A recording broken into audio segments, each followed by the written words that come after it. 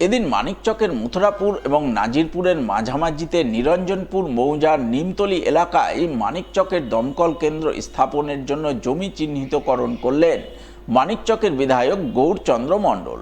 সঙ্গে ছিলেন মানিকচকের বিডিও সৌরভ কুমার মণ্ডল, মালদা দমকল কেন্দ্রের আধিকারিক এস বর্মন সহ অন্যান্যরা।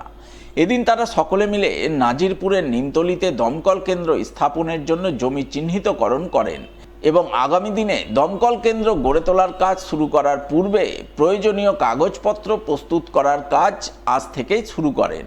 তবে শুধু দমকল কেন্দ্র নয়, ওই একই স্থানে বিদ্যুতের একটি পাওয়ার স্টেশন গড়ে তোলার কথা জানান মানিকচকের বিধায়ক গৌরচন্দ্র মণ্ডল। মানিকচকের ইস্তাহারে আমাদের উল্লেখই ছিল যে মানিকচকে একটা ফায়ার ব্রিগেড হবে, অর্থাৎ দমকল কেন্দ্র।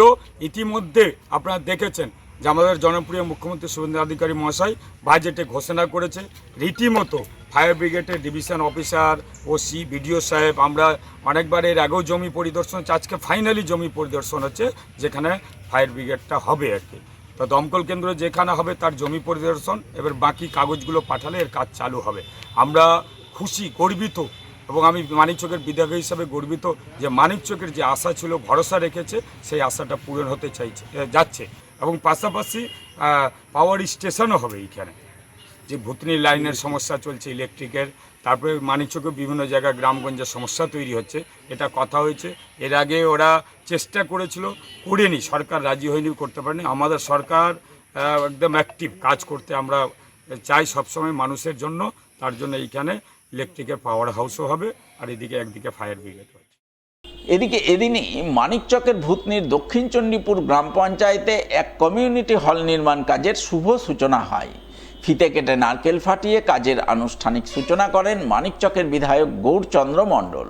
এছাড়া উপস্থিত ছিলেন মানিকচকের বিডিও সৌরভ কুমার মণ্ডল, দক্ষিণ চণ্ডীপুর গ্রাম পঞ্চায়েতের প্রধান শক্তি মণ্ডল সহ অন্যান্যরা। বিধায়ক গৌরচন্দ্র মণ্ডল জানান, দক্ষিণ চণ্ডীপুর গ্রাম পঞ্চায়েতের উদ্যোগে 20 লক্ষ টাকা ব্যয়ে কমিউনিটি হল নির্মাণ করা হচ্ছে। এই হল নির্মাণ হলে এলাকার সাধারণ মানুষ উপকৃত হবেন।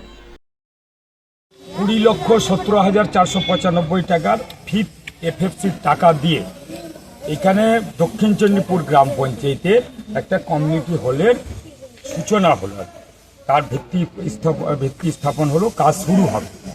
আর সবচেয়ে বড় কথা, খুব ভালো লাগছে, একটা কমিউনিটি হলের দরকার ছিল, দীর্ঘদিনের দাবি ছিল লোকাল লোকের। গ্রাম পঞ্চায়েতের চত্বরেই হবে, গ্রাম পঞ্চায়েতের পরিবেশও ভালো হবে এবং সার্বিক উন্নয়নে মানুষ ভরসা রেখেছে। ভুতনির মানুষ, দক্ষিণ চণ্ডীপুর গ্রাম পঞ্চায়েতের প্রধানও আমাদের আছে। সার্বিকভাবে এবার ডাবল ইঞ্জিনের সরকার হয়েছে, আপনার ভিভিজি রামজির প্রোগ্রাম বলুন, ভালো কাজ, এবং 15-16-এর টাকাও প্রচুর আসবে। ভুতনির আশা ভরসা সম্পূর্ণভাবে পরিপূর্ণ হবে। ভুতনির একটা আর অংশ এই দক্ষিণ চণ্ডীপুর অঞ্চলে পশ্চিম নারায়ণপুরে, সেখানেও সার্বিক উন্নয়ন হবে।